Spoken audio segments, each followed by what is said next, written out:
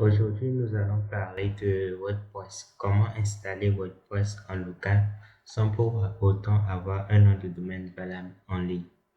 Tout d'abord, WordPress est un CMS, Content Management System, qui permet de créer du contenu en ligne, que ce soit un site internet, que ce soit un blog ou une application.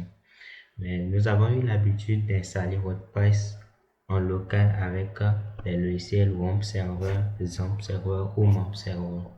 Mais là, nous avons aujourd'hui un nouvel outil qui est LocalWP qui nous permet également de créer nos sites, nos applications en local sur un seul espace, sur un environnement très concis.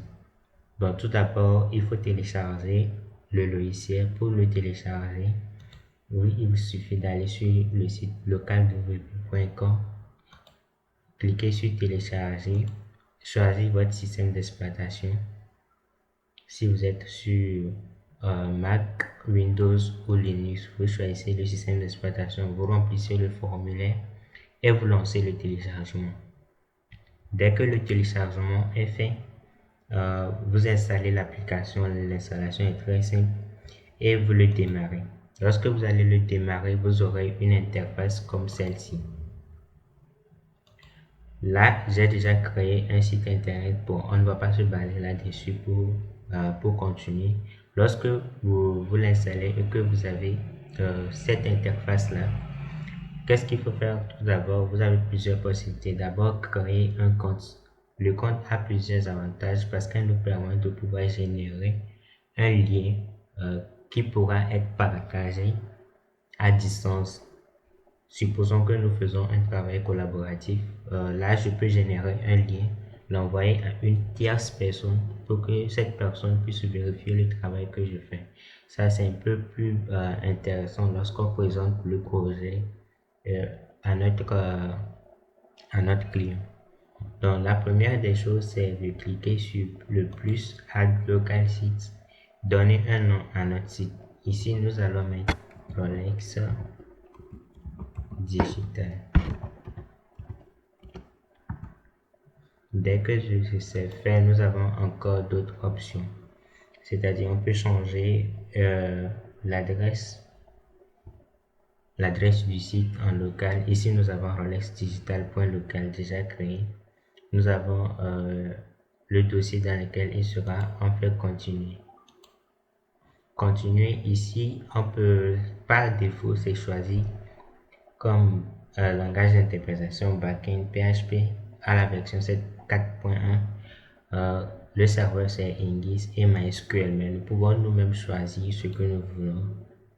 Par exemple, le type de version de PHP, le serveur que nous voulons utiliser et la base de données. Nous allons utiliser celui qui est recommandé. Nous faisons continuer. Nous mettons un nom d'utilisateur pour la connexion à WordPress. Je mets Rolex Digital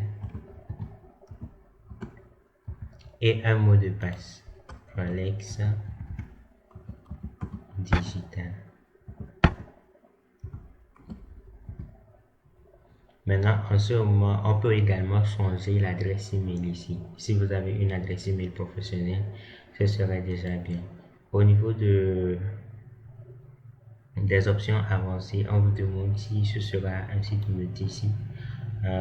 Vous pouvez choisir ce que vous voulez. Bon, on fait ajouter le site et on attend. On voit que la création des dossiers se fait automatiquement.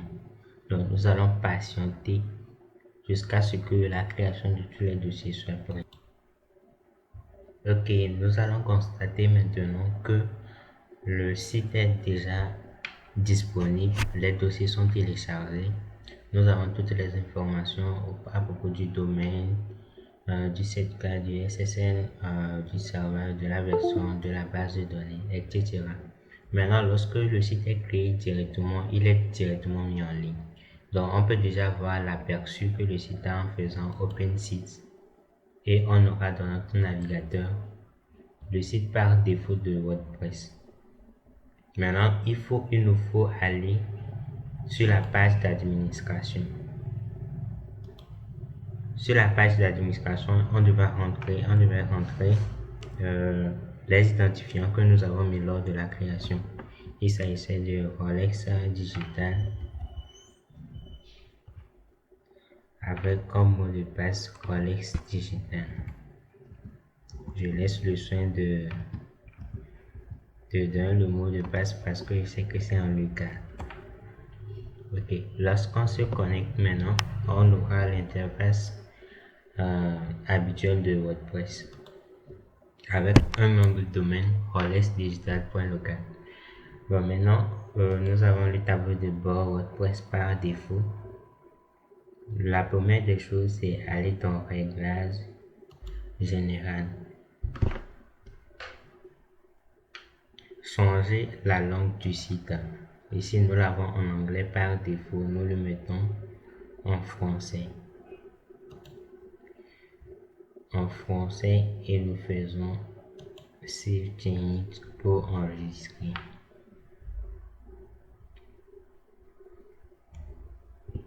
Ça prend un peu de temps. Ok, là c'est enregistré et puis c'est bon.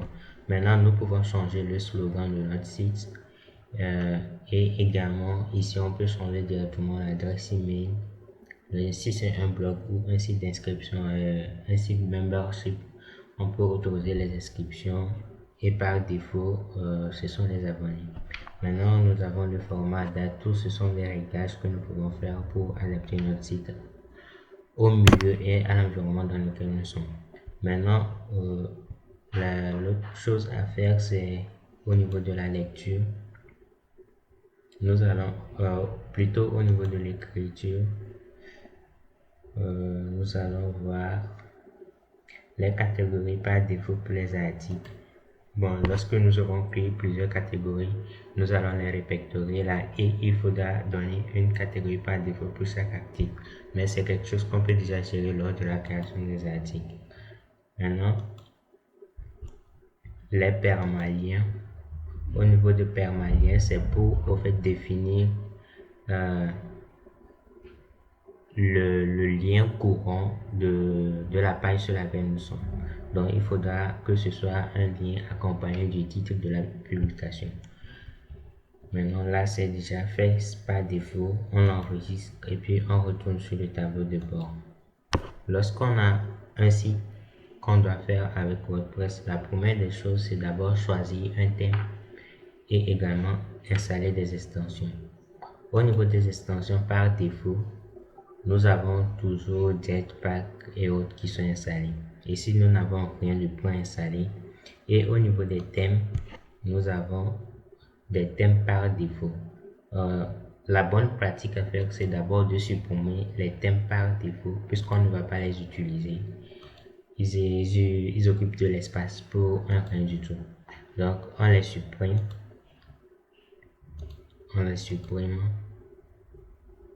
Et on essaie d'ajouter un nouveau thème. Maintenant, il y a plusieurs catégories de thèmes. Il y a des thèmes pour chaque truc qu'on veut faire. Mais ici, nous allons utiliser Kadence. Kadence, qui est un thème beaucoup utilisé pour les sites portfolio, les blogs et autres. Donc, je vais faire une prochaine vidéo, une vidéo dans laquelle je vais parler des thèmes, des extensions et autres. Nous allons installer Kadence.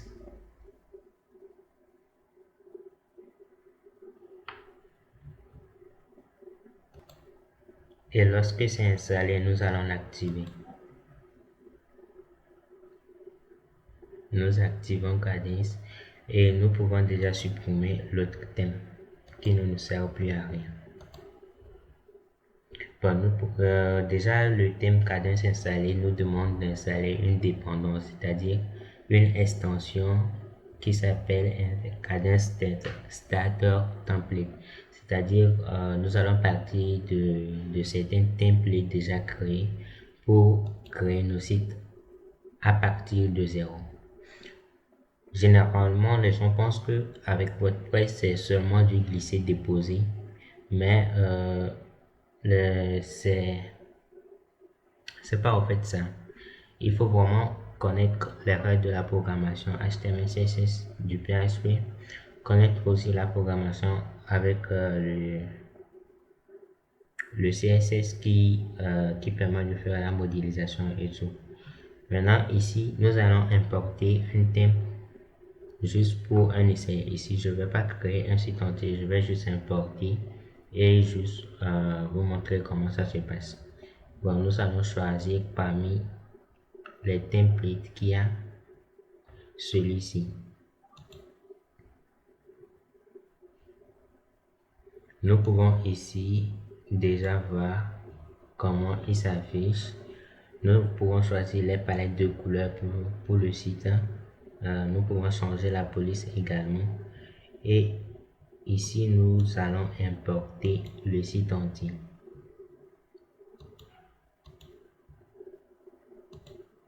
Nous allons importer le site entier.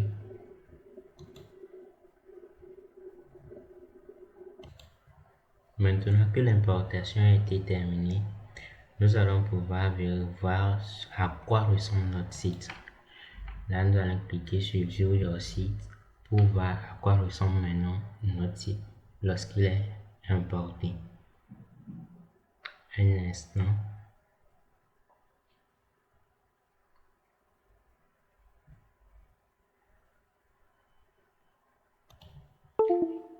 Ok, voilà à quoi ressemble actuellement le site que nous avons importé et nous pouvons le modifier à notre guise. Ceci est un site d'abord d'e-commerce single produit, c'est-à-dire pour un seul produit. Nous avons le produit en question, le nom du produit, le prix et c'est juste un seul produit. Donc, l'objectif ici, ce n'était pas de faire un site complet, mais juste vous montrer comment installer WordPress en local. Donc, nous allons voir dans d'autres vidéos, par exemple, comment créer un site internet, comment modifier les pages, créer des formulaires de contact. Bien sûr, ce ne seront pas des vidéos synchrones. Je vais les faire de manière asynchrone, c'est-à-dire je ne vais pas le faire régulièrement sur le même thème. Ok, donc je vous dis à bientôt et abonnez-vous à la chaîne pour ne pas rater la suite des vidéos.